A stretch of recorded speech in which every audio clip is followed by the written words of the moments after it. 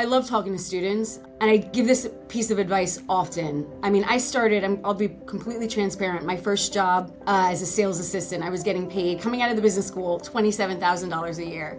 You know, I had 2 roommates. I was eating a zucchini for dinner. Yeah. It's not easy, but I was betting on myself, and I had confidence that through my hard work, because that hard work had paid off, you know, up until that point, that it would eventually turn into something for me. If you have the passion and you believe in yourself, bet on yourself and be able to take the short-term losses or the short-term strains, knowing that you're going to get yourself there. Attached to that, what's important and is actually really important to this emerging generation, because it's not something I think comes natural to them generally, and that's do the job. And it's like what I just said, do the job and you'll get the role. Welcome to the Chad Carden podcast, where people and culture make all the difference. Our guests are real leaders that are making real impact by creating even better cultures and even better results. We're going to talk about things that most people aren't talking about. We're going to talk about things that leaders are thinking but might be scared to say. We're going to get into issues that can give you practical and tactical ways to set you up for a higher probability of success. Let's get after it. All right, welcome back to another episode. Listen, I'm excited today for our guest. I think that one of the things that we're really going to gather today, I had a chance to have some pre-conversations with her, is just her journey and just how she arrived and what she's doing now, and some of the things that she went through. I think we can all take from and learn from on some of the things that, you know, she found doing well, maybe some of the headwinds that she ran into. And so I'm really happy and excited to have this conversation. So Carolyn, first of all, welcome to the podcast. Thank you for having me. Why don't we just start here? Just kind of tell the audience a little bit about you, what you're doing now, your journey, and then we'll just kind of see where it goes from there. Well, I'm currently the president at French Connection, and I've been with the company, president of North America, I should clarify, and I've been with the company 23 years. Born and raised in Queens, and I attended the University of Michigan Business School. Had internships at Donna Karan. My first job was at BCBG, and then I joined French Connection 23 years ago, as I mentioned. I came up via sales as an account executive working with major department stores, and then slowly acquired more departments throughout the division. And I became president in 2019, which was 6 months before COVID hit. So that was quite the way to start a leadership position. And it's been rebuilding from that moment. And I've also lived through now 2 acquisitions. I worked for the founder through 2021, and at the end of 2021, new ownership took the company private, based in UK.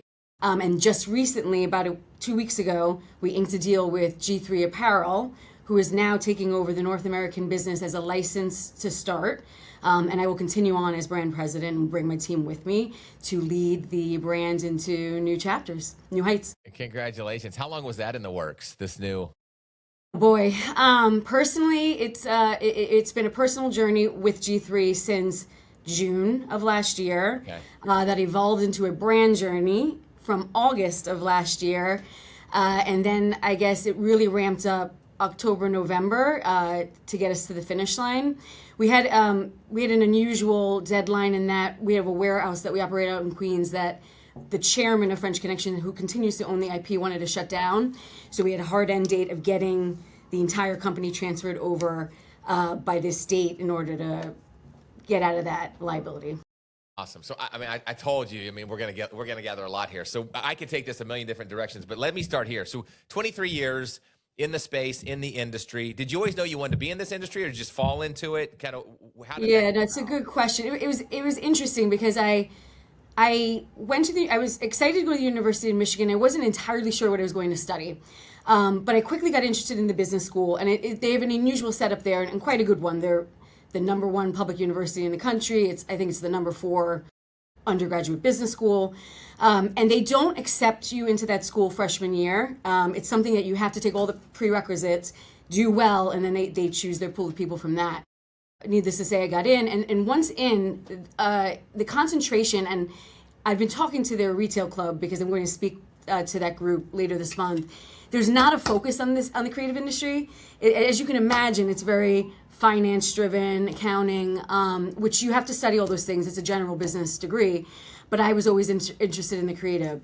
The way that you study at that school, it's a lot of group work, teamwork, presentations, and I found a way throughout my education to focus or convince the teams I was working with to take on more creative projects rather than typical. And so I started to carve out a path there, and I knew that I was going to take the road less traveled, the road less paid to start, okay. Because I wanted to be excited by what I did. So that's where the internship at Donna Karan came in. I interned there 2 summers, and I really liked the pool of women that it was all women, to be honest, that I was working with. And those were internships in sales, and I was inspired by them. And I did 1 internship at Sony Music, also creative, but I wasn't as empowered in that framework as I was in fashion. So when I graduated, I got my first job at BCBG because I worked at a boutique for 4 years in college, and they were familiar with the account. And so I started with them and then quickly moved it over to French Connection with my boss. That's awesome. You mentioned something that I want to dive into. You said excitement for what you do, right? There was an excitement for what I do. 23 years doing it. I know you've kind of went up the ranks, and I want to backtrack on that for a second, but is that still present? Is that something that you hold in high regard? Like, if it's not exciting for what I do, at some point I might have to look at, what might be next. Well, I think, yeah. I mean, any of us, right? And finance might excite someone else. Yeah. But when you're in the daily grind, you have to love what you do to do it best. And you have to foster that kind of culture and environment within the team so that everybody's showing up with the energy and the passion to make the business happen. For me, it's the combination of creative with making money. And I'm a very front-facing person. I worked at that boutique for 4 years. I love interacting with people. So the marriage of sales and creative products, a la fashion and trend, is a perfect match for me. And as I've come up, I try to bring that energy to the team every day, and I try to bring it to my accounts, because when the accounts walk in the door, they feed off of that energy. They feed off the team's energy. They want to be around you, and it just makes everything that we do that much better. Yeah, it's contagious, right? I mean, there's a contagious, authentically and sincerely, it's contagious when you have the right passion and people excited around it. Well, we do, like, in fashion, sure, we work with the big accounts, we work with department stores, but we also work with hundreds of specialty accounts, which are boutiques across the country, and we've gotten the feedback over time. And we operate at these trade shows where you set up a booth and you're showing to all these accounts, and they're fast-paced, high-intensity situations. You're all day on your feet, you're meeting with 1 million people, and I've gotten the feedback over time through many different teams that I've led, that walking into a French Connection booth is always settling. It's somewhere that they want to be. It's somewhere that they don't dread going. And in business, if you're creating that kind of environment for clients to come into, and your team's happy and your clients are feeling that and they want to be a part of that, you're going to make money. And it's worked for us over time. Yeah, the outcome of money is a byproduct of all the things that you just talked about, right? Setting it up, keeping it settled, keeping people excited, engaged, opportunity mindset versus obligation mindset. Those things, at the end of the day, you do those things right, and money is a byproduct of all that. So let me back up, because 23 years ago, starting this journey, maybe you did, and if I'm assuming wrong, let me know, but maybe you didn't have it all mapped out. Like, you knew in 2026 you were going to be the president and go through 2 acquisitions and all this stuff. So what were some of those things, and maybe speak to somebody young in their career, what were some of those things along the way that you really leaned on, learned, and leveraged as you worked your way into the position that you're in now? Yeah, I actually give this, I love talking to students. And I give this piece of advice often. I mean, I'll be completely transparent. My first job as a sales assistant, I was getting paid, coming out of the business school, $27,000 a year. I had 2 roommates. I was eating a zucchini for dinner. Yeah. It's not easy, but I was betting on myself, and I had confidence that through my hard work, because that hard work had paid off, up until that point, that it would eventually turn into something for me. So the first piece of advice I'd say is, if you have the passion and you believe in yourself, bet on yourself, and be able to take the short-term losses or the short-term strains, knowing that you're going to get yourself there. Attached to that, what's important and is actually really important to this emerging generation because it's not something I think comes natural to them generally. And that's do the job. And it's like what I just said, do the job and you'll get the role, but do the job first. So throughout my first decade at French Connection, any special project that came up, any special account, anything that was extra outside of my established workload, I was the first one to raise my hand, work the extra hours, do it. Sometimes I failed. Sometimes I wasn't successful.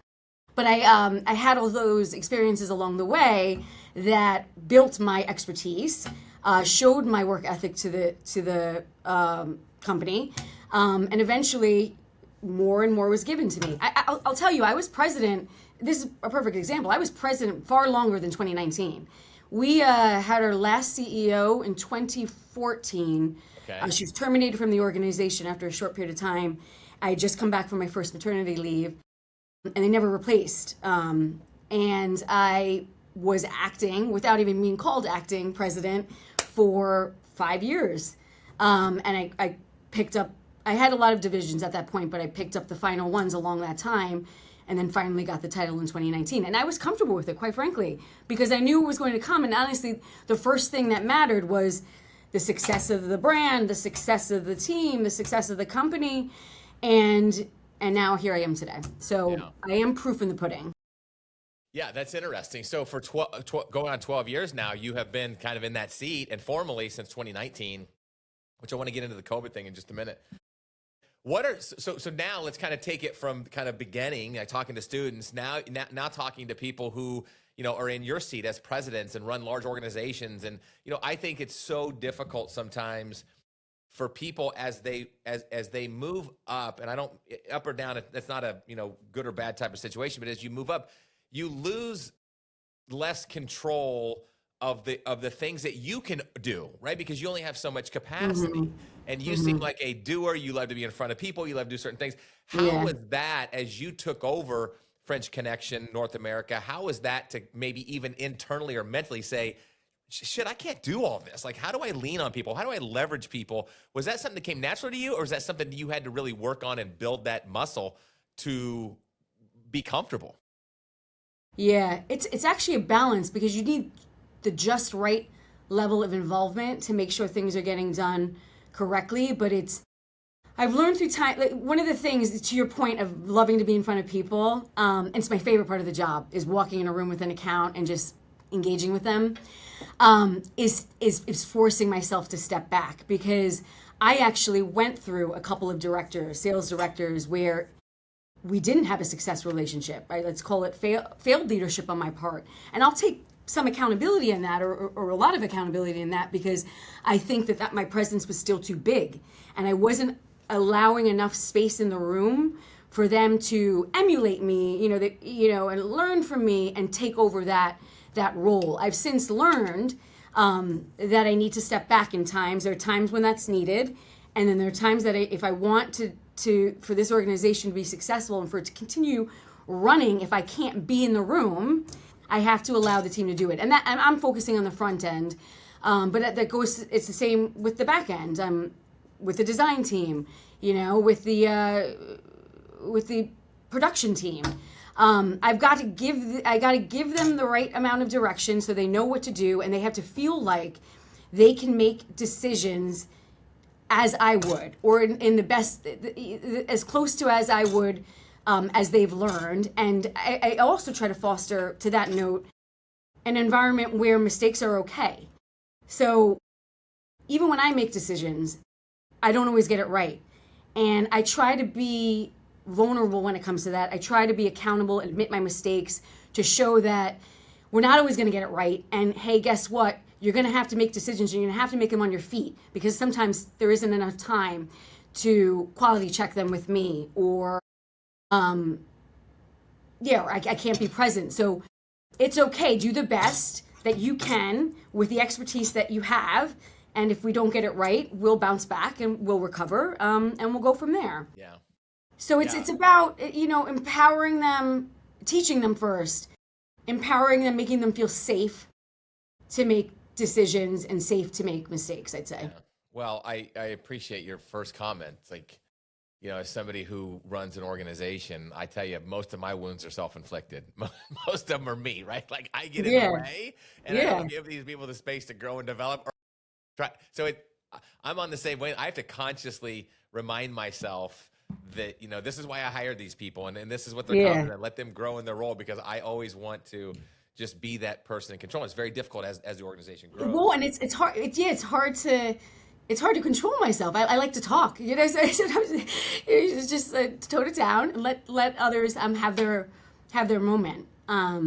Yeah, So selfishly, that's a good reminder for me. The other thing you said is that you foster an environment that it's not about a mistake-driven environment, but it's a learning, evolving. Sometimes there's going to be a few iterations of this thing before we figure it out, and that's okay, right? Like it's not always about perfection. and there's not always a perfect decision. In fact, there's rarely a perfect decision. It's the best. What you're tasked to do is make the best in the moment, and when it doesn't go right, to learn from that and make a better one next time. And I have a fun personality, but I also have a very strong personality. I can be very fun and I can be tough the next minute. Yeah. And so I'll check myself sometimes with my management team in the room and make sure that I'm not scaring everybody, and that everybody is, I want people to be able to speak up their opinion and not just agree with me. But sometimes I have to outwardly encourage that because I can't take for granted that they always know that I'm okay with that. As long as I've worked with some of my management team and they're comfortable and we have a friendly rapport, I'm still the boss, and I have to remind myself of that. And they want to please me, and they respect me. So if I say something, a lot of the times they'll just agree with it or go with it. But I don't. We're not going to have the best results if you just agree with what I'm saying. Right. I have you on my team for a reason. I need you to raise if you think there's a better way to do it. And some team members are better at that than others, and it's my responsibility to make sure they feel comfortable doing that, encourage it, reward it, make people feel heard, that it's worth using their voice. Yeah. I work with a CEO. She has about 800 people, and she's very much like similar to you. She wants to build a team around her that challenges her, but she is very strong. She's very demanding. And so she came to me one time, she said, because they call it a rally, kind of their annual meeting. And she's like, why won't people come up and talk to me? I go, you're scary as shit. You scare the shit out of people. I got that feedback. I got that feedback that I was scary. I'm like, I'm scary? Are you kidding me? You don't know what scary is. No. But I have to accept that. I have to accept that type of feedback and have some self-realization and myself be aware of how I am presenting myself to the team, because it's a continuous effort to make them comfortable. They could be comfortable last week, and I could quickly erode that next week. I mean, that's how volatile it is in my position. Yeah. So, and you mentioned some of these, but let me kind of capture it because there's some really good nuggets here. As you foster a team, what are some of those expectations that you lay out for your people and or just kind of everybody that works in the organization? What are some of those expectations that you are expecting to show up every single day for people to be at their best? What would be some of those dynamics, either individually or as we work with teams? What would you say that list would be? Well, I think energy and communication are really important. I try to bring, I'm not perfect. I can't always do it every day, but I try to bring a big energy or high energy to the office, and I expect that to trickle down. For me, the most important is the trickle down. I can't always reach every employee. I don't have a huge team, but nonetheless, I can't always reach every individual within the group. I work very hard to communicate often and consistently with my management team, and I expect the same from them.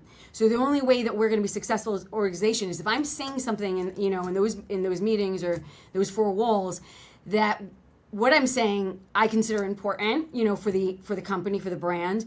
And that message needs to be relayed not only to the team under them, but also externally as needed. So I expect that. I expect them to bring the same level of control that I try to bring to the team, again, trickle down the line, and the same amount of energy, so that we are all operating on the same pace. And that's just how they're conducting themselves. We're a pretty entrepreneurial organization. not only, and there's a lot on how we operate versus the UK, but in my leadership position, it's been very entrepreneurial for me because yes, let's call it the biggest satellite from a UK based company, but they've been pretty hands off my entire. They've been very sporadic check-ins, and we're left on our own to make it happen. And so with that becomes a lot of responsibility. We're quite a large market in North America. And so I need my team to carry the same amount of entrepreneurship to their day to day. So if we're agreeing on something that needs to be achieved, that I can trust that they're doing it. Yeah. So a couple, and again, I don't want to put words in your mouth, but a couple things that I've heard is, there is a mutual respect, there's trust, there's an expectation of making sure that the message is clear and consistent, right? That we bring a level of energy, and we're still very entrepreneurial. Like, we have to evolve as the space and the market evolves. We have to continuously evolve to, stay relevant with our competition, to make sure that we're, the people that carry our lines are good, like those types of things. I mean, that's probably a never-ending journey. And I need their eyes and ears to the ground as well, because again, it can't all come from me. We're going to fail if it all comes from me. So they need to, they need to have a strong understanding of the space that the ownership of their space, so that they're raising things as they come and we're successful as an organization. And I do also expect strong accountability and vulnerability. Like just this week, we've been having a rough couple of weeks. It was a quick transition into G3, and that's just all the tedious work. I mean, just the IT integration itself of getting this entire business into their system and getting used to the way that they do things. And so it's been strenuous for everyone. And the very first thing I did on Monday this week was admit to the team, I'm not showing up as a leader the way I would want to this week because I'm pulled in so many directions, and I'm going to actively try to do better, but I want to acknowledge that you guys are feeling the same way, and I expect that everybody to have that same level. That's just an example of it, but generally, that level of accountability when you're not at your best, that honestly needs to be throughout the organization, so that it feels like an honest, workplace, I'd say.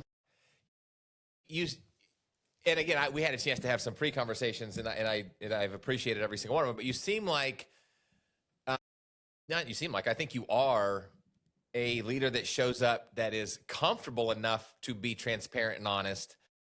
At the same time, confident enough to know that you'll figure it out. Like comfortable enough to go, I don't know what we're going to do, but I'm confident enough that we will. Exactly. Like, I'm like, it's going to get better. I'm not sure when it's going to get better, but it will get better. So let's just, we're all in this together, and I'm not at my best, you're not at your best, and let's try to get better together. Yeah. So again, there's many different topics, but let me play off that one. So what are some things, and again, if I'm going too personal, you don't want to share, that's fine, but what are some things that you do to stay sane, right? To make sure that you show up at your best? What are those things that you do to make sure your tank is full and that you recharge your batteries? What are some of those things? I mean, quite honestly, it's as simple as having, for me, a quiet alone time to have that internal dialogue. I need it at the beginning. I get up very early, and it's not because I'm running out the door. It's because I need to allow myself enough time to mentally prepare to face the day, and show up as best that I can. So it's those early morning quiet hours of self-reflection and really strategizing how I want to attack the day. I mean, it really is day to day. Yeah. All I can really think about is the day ahead of me, and then do the same thing the next day. And then at night, once I have two kids, I have two daughters who are 9 and 11.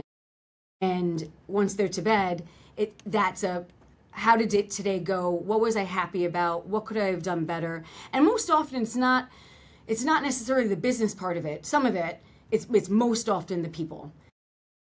What were my interactions? And that could be internal, external. What am I proud of? What am I not proud of? I don't beat myself up. I just I really don't. I've gotten better at that. I used to beat myself up. Now I allow myself to, I acknowledge it.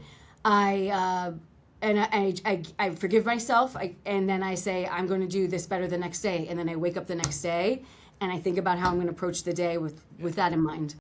So it really is. That's interesting, because a lot of times people are like, well, I disconnect every month. I do this. But for you, it's an ongoing journey, right? It's it's not. I wish I could say I disconnect every month. I don't. That's probably something I should work in. Okay. Interesting.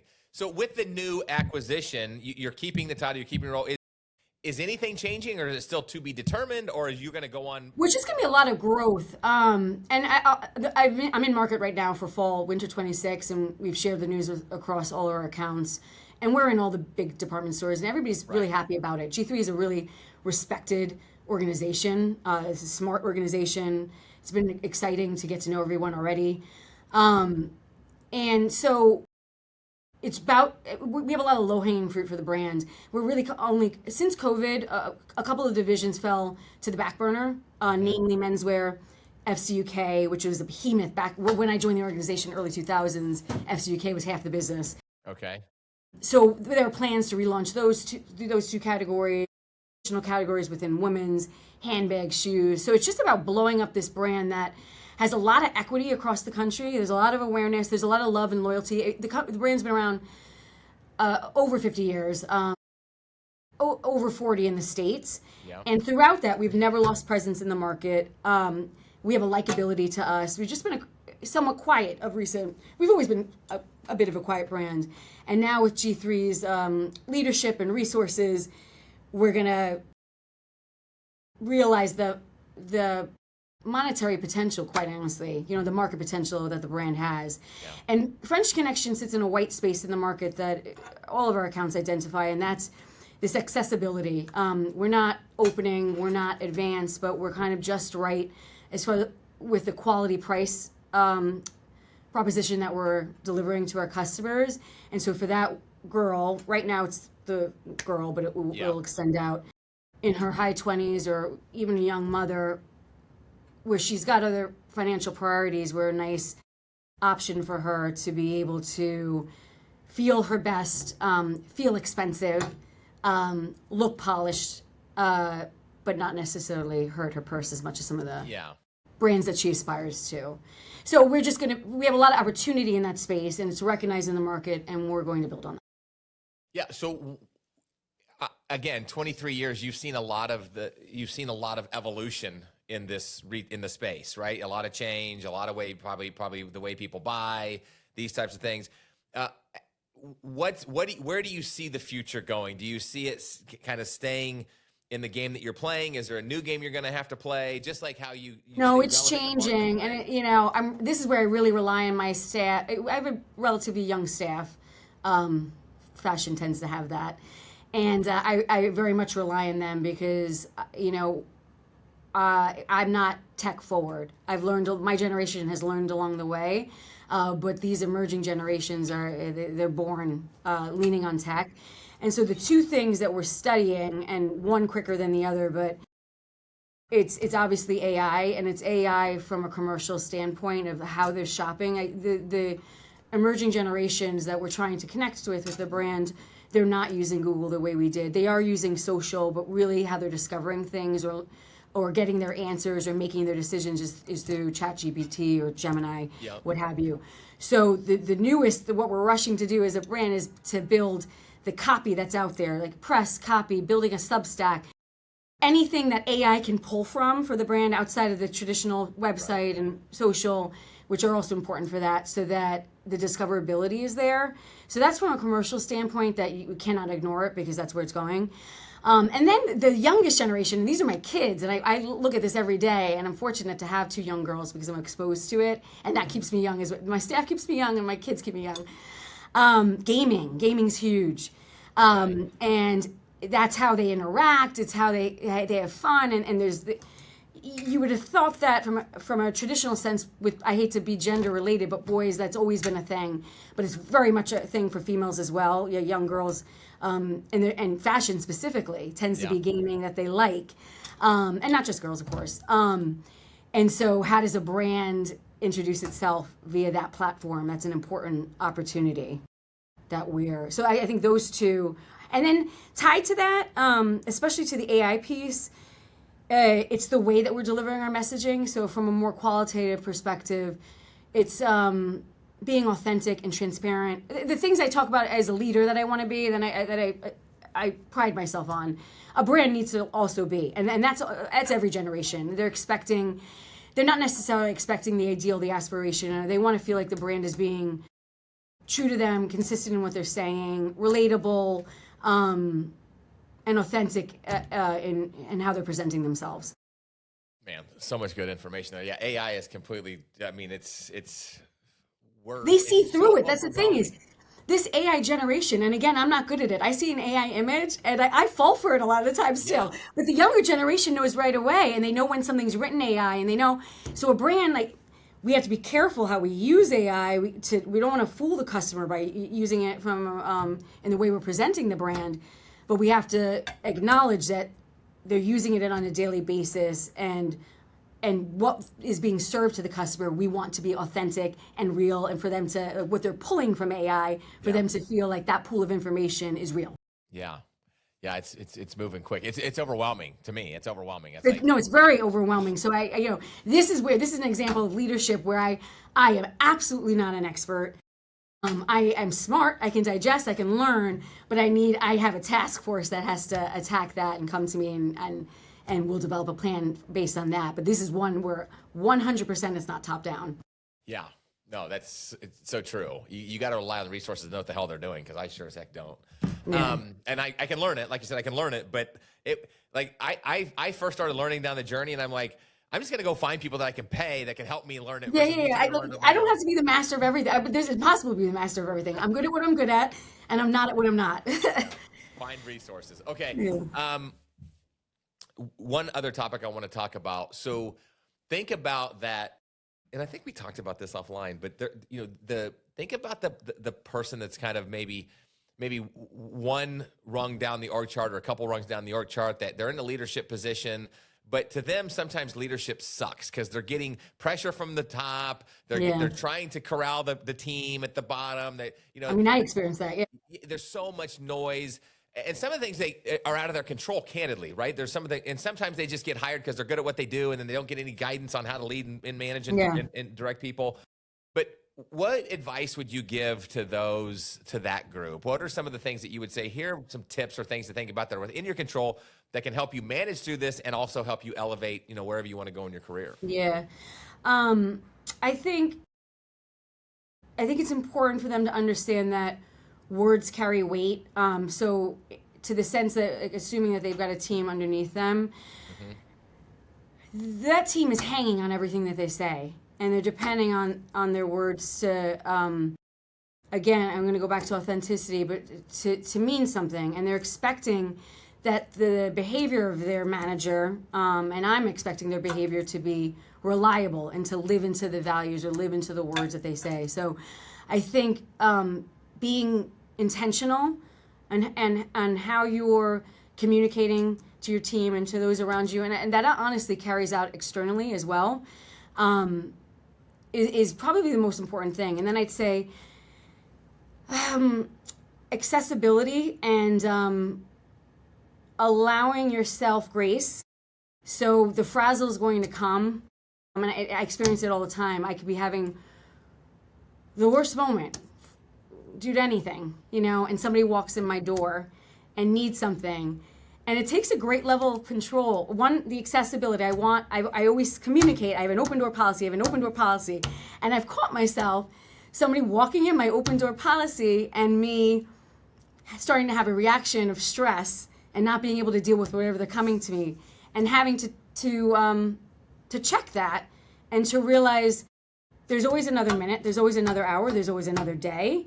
And by not responding in the right way in that moment, and again, it could be on the team, out of the team, you could lose such a great level of trust and confidence from that person that's far worse than whatever you're dealing with in the moment. So that's been something I think is a continuous learning for me, because we're a team unit. And again, it goes back to that safe environment. We feed off of each other's energy.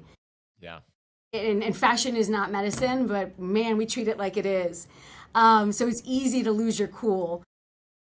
But to level up, the most important thing is to be measured, intentional, and to control those feelings. So I think, to me, those are the most important things. And being if you're not comfortable being vulnerable to others, although I said I think that's important, you do need to be comfortable being vulnerable to yourself. Yeah.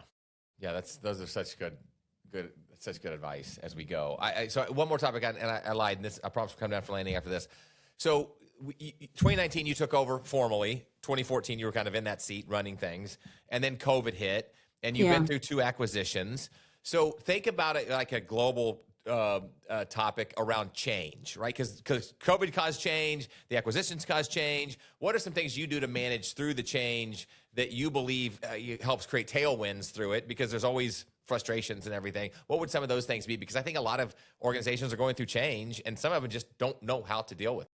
Yeah, you have to make everybody feel like they're a part of it. This was so challenging in COVID and in the acquisitions, and I'd say the most recent one even more so, because there was more change related to the most recent one.